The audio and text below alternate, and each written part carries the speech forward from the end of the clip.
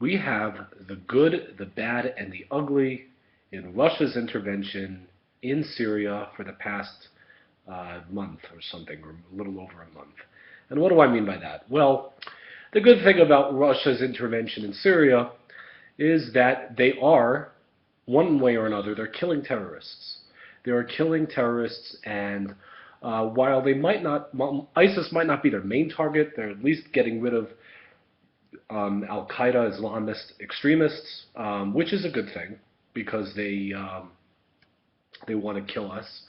That there's no complaint from me on them being killed by other people. Let me just put it this way: I'm not mourning that, so that's a good thing. The bad thing is that Russia's intervention is helping the Syrian regime, which is an enemy state of Israel. And so helping our enemies isn't a good thing, obviously. It's also helping Hezbollah, which is our enemy, probably even more so our enemy than Al-Qaeda, because Hezbollah is dumb enough to try to attack us. Al-Qaeda at least hasn't attacked us yet. So that's the bad side. You know, preferably I would prefer a situation where there's like a stalemate and they're both killing each other, or, well, I mean, hopefully there's no war, obviously, but if they're going to be fighting, at least let them have a stalemate. And, you know, but now what Russia's intervention has done is it's helped one side over the other. So it's strengthened, you know, Assad. the Assad and Hezbollah over the Sunnis, Al-Qaeda and ISIS, whatever. I mean, it's really hard to say. You don't know what's going on. I don't, but No one knows what's going on. Russia's got a very good military, and there's no question that Assad is being the held U.S. by had a this. way better military in Vietnam than the Vietnamese. Look how that turned out. Yeah, you never know. I mean, but I'm assuming now that Putin's going in here to win, not to just go to war. Well, Putin's already had bodies go back to Russia.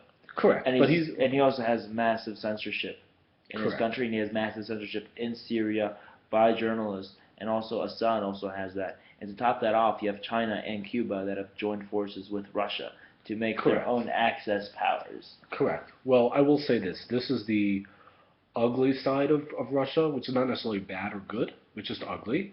And that is that Russia's coming in to replace, officially, they're signaling to the United States, move aside, we've got this, shut up. That's pretty much what they literally did that.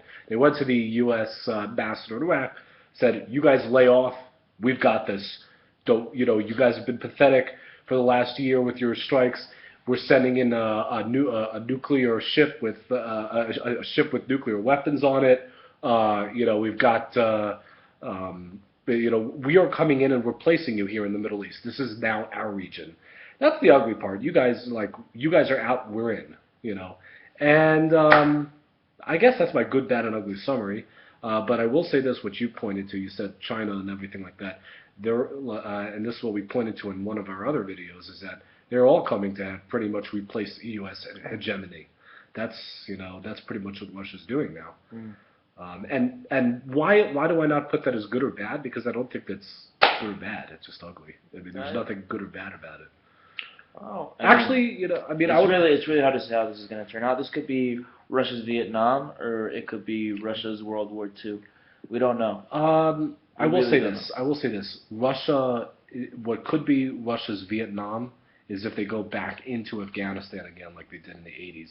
I don't think Syria is going to hurt them that much because they've got, you know, Assad and Hezbollah helping with them. Well, the Russians have the president of Afghanistan helping them. Correct, but the president. But let's face it, the Afghan military is really weak, and they've got nothing really like the Syrian army is a better army. The Syrian army is holding by a thread. That's true, but they're still a better army than the Afghan. Are we going to see what happens then? Because still, there's so much censorship involved. We really do not know. We don't know, but that's what I'm